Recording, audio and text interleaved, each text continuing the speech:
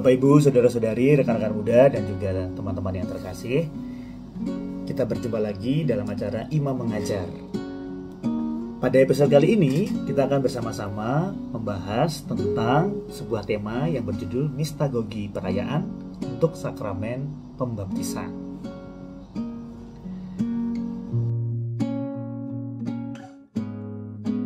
Yang pertama, kenapa ada tanda salib dalam perayaan pembaptisan? Tanda salib menurut Katekismus Gereja Katolik nomor 1235 menjelaskan di situ bahwa tanda salib pada awal perayaan menyatakan Kristus mengukir tandanya pada orang yang akan bergabung dengannya.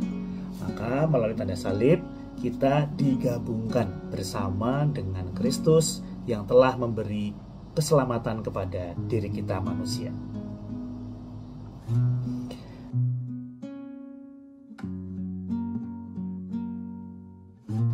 Yang kedua, selain ada tanda salib, coba diingat pasti akan ada pewartaan sabda Allah.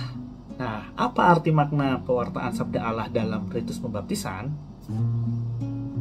Pewartaan sabda Allah itu menerangi penerima baptis dan jemaat oleh kebenaran yang diwahyukan tentunya oleh Allah sendiri dan memancing jawaban iman dari si penerima baptisan.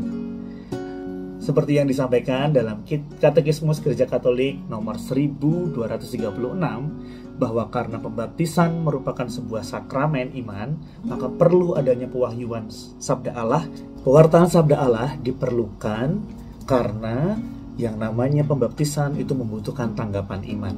Nah, orang bisa menanggapi iman kalau dia mendapatkan pewartaan sabda Allah, yaitu Allah yang mewahyukan diri dalam sabdanya, supaya iman kita juga bisa menjadi semakin kuat dan jelas.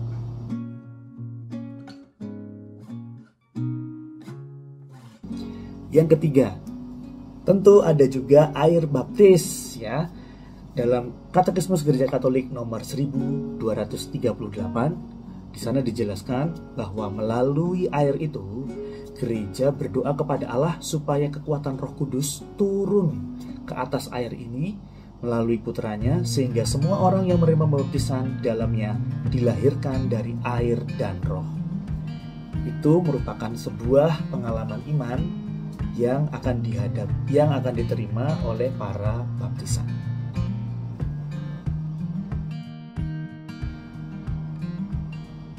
Yang keempat, setelah menerima air baptis, lalu orang diurapi dengan minyak krisma yang kudus. Apa artinya minyak krisma itu?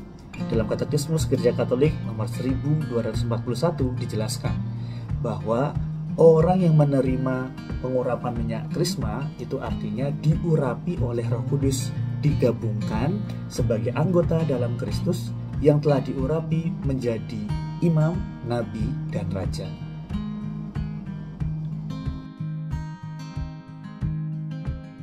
Yang kelima, setelah diolesi dengan minyak krisma, lalu penerima baptis biasanya juga diberi kain putih. Apa artinya kain putih?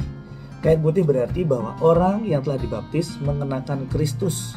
Jadi busananya bukan busana duniawi saja, ada busana rohani yang dikenakan kepadanya, sehingga ketika dia membawakan diri, maka Kristus pula yang tertampilkan di dalam kehidupan sehari-harinya. Itu seperti yang dijelaskan dalam Katekismus Gereja Katolik nomor 1242. Disimak ya.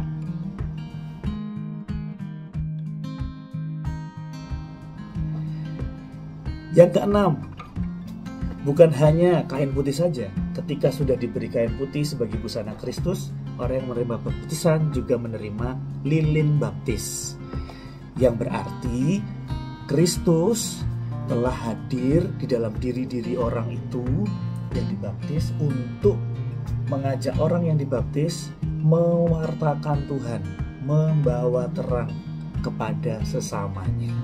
Maka kalau kita sudah dibaptis, menerima lilin baptis, kita juga dipanggil untuk menjadi terang bagi sesama kita.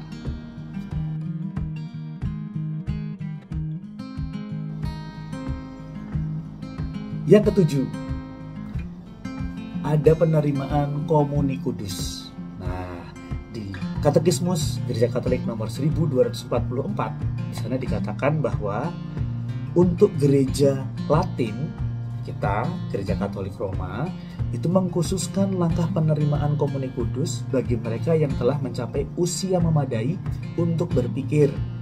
Tetapi menyatakan hubungan pembaptisan dengan Ekaristi juga dengan cara, kalau anak-anak itu dibawa ke altar ketika doa Bapa Kami. Hal ini membedakan dengan ritus timur. Pada gereja ritus timur atau gereja timur, orang yang dibaptis, mau dari anak-anak sampai dewasa, diperkenankan menerima tubuh Kristus atau menerima komuni kudus pertama.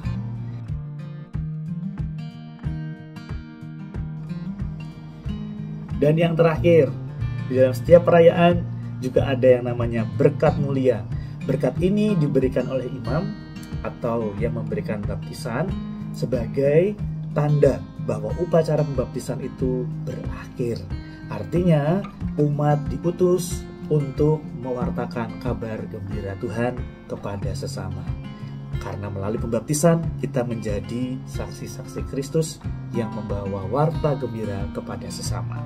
Dan berkat itu menandakan bahwa perayaan sudah berakhir dan umat diajak untuk keluar gereja mewartakan kebaikan Tuhan.